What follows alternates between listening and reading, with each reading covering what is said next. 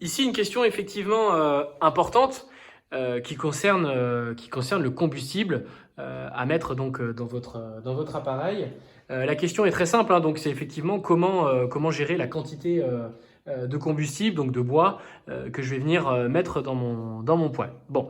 Alors effectivement, de la qualité de la quantité pardon de bois que vous allez mettre dans votre appareil impliquera l'usure plus ou moins rapide du poêle et également de la chaleur en fin de compte qui va être émise dans votre pièce, hein. Donc à ce titre, on va venir tout simplement déjà vous conseiller de lire la notice spécifique à votre poêle parce que en fait le fabricant, donc en l'occurrence devant nous c'est un poêle Rise, mais ça peut être aussi donc chez Max Planck, chez Votke, chez Holzberg, chez Axis, chez Fondis, etc. Donc les marques avec lesquelles nous travaillons, les marques vont venir déterminer la charge de bois que vous pouvez en fait consommer par heure.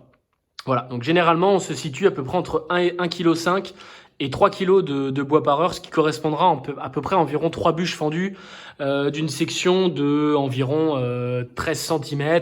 On pourrait imaginer que voilà, dans une heure, on vienne consommer à peu près 3 bûches comme celle qu'on voit ici dans un poêle comme celui-là, ce qui est largement suffisant, hein, pour pouvoir apporter les calories suffisantes pour la pièce. C'est vraiment important de respecter ces préconisations parce que vous pouvez en fait assez rapidement mettre un petit peu en péril la pérennité de votre appareil, donc notamment les matériaux qui le composent, mais aussi tout simplement de générer une température trop importante dans votre pièce. Il faut savoir qu'un poêle, voilà, si le poêle fait 6 kW de puissance nominale, c'est un appareil qui est capable généralement d'aller chercher jusqu'à 8 kW de puissance maximale.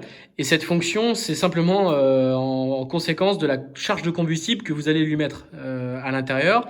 Autrement dit, si vous voulez jouer, il y aura du répondant derrière.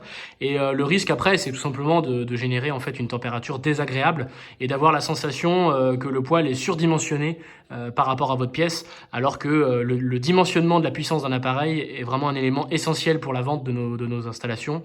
C'est des choses qu'on regarde très très attentivement dans nos détails de devis. Donc faites très très attention à la charge de combustible. Petite précision tout de même, effectivement, pour revenir sur l'allumage inversé, parce que souvent on a des questions là-dessus, c'est-à-dire que au niveau de l'allumage inversé, on a quand même une tendance à charger copieusement le poêle.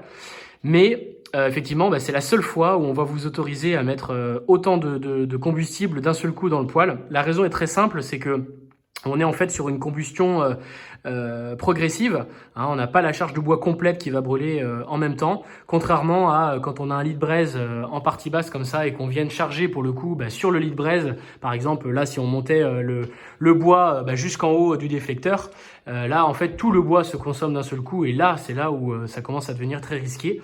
Petit indice, dès lors que vous avez un appareil qui a tendance en fait à faire un bruit excessif de dilatation et très rapproché, c'est souvent un signe très distinctif qui vous permet de savoir que là, votre appareil, il est vraiment en train d'atteindre en fait le cycle maximal de sa puissance et voilà, ça vous donne une petite indication sur la prochaine fois en vous disant bon, voilà, faites attention, là, on est vraiment vraiment sur le seuil maximal atteint avec la charge de bois que vous venez de mettre à l'intérieur.